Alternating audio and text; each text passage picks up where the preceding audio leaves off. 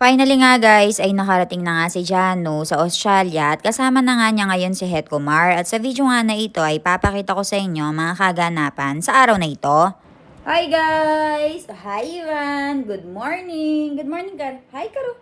Hi! Medyo late nga kaming nakauwi sa bahay kagabi at inabot nga kami ng 2:00 ng madaling araw. Kaya naman ay medyo late nga din kaming nagising. Kinontak nga namin si Jano at na-late nga daw yung eroplano nila ng halos 3 oras. Kaya naman ay madedelay yung pagkarating niya doon sa Australia. Tulog pa nga ang binan ko guys. Kaya naman ay nilalaro ko muna si Baby Ivan dito. Dahil nga kompleto yung tulog ni Baby Ivan. Kaya naman ay energetic nga siya. At bilang magulang ay kailangan nga nating bantayan ng anak at sabayan kahit na puyat tayo.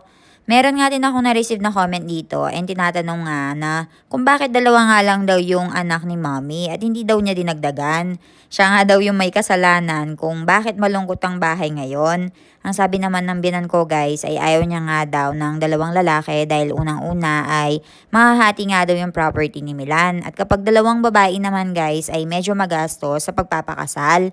Kaya naman ay 1 babae at 1 lalaki nga lang daw yung gusto niya. Dahil nga umalis na si Jano dito sa bahay guys, yung lalagyanan nga ng damit ni Jano ay inayos na ng binan ko. Kaya naman ay nagkaroon kami ng space para sa damit ni Baby Ivan. At bago nga umalis si Jano dito ay sinabihan na nga niya ang binan ko na ipamigay na nga daw yung mga damit niya. Kaya naman ay papamigay na ito sa mga pinsan ni Milan. At kapag napamigay na nga daw ay tsaka na nga kami mag-aayos ng mga cabinet.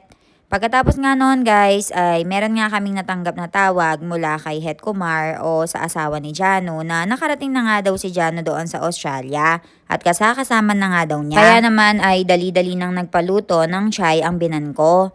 Medyo matagal na kasi siyang hindi nakainom ng chai guys dahil meron nga siyang tinatawag na bada o pangako. Sabi niya nga ay hindi nga siya iinom ng chai hanggat hindi nga nakakarating ng Australia si Jano at hindi nga nakakasama yung asawa niya na si Het Kumar.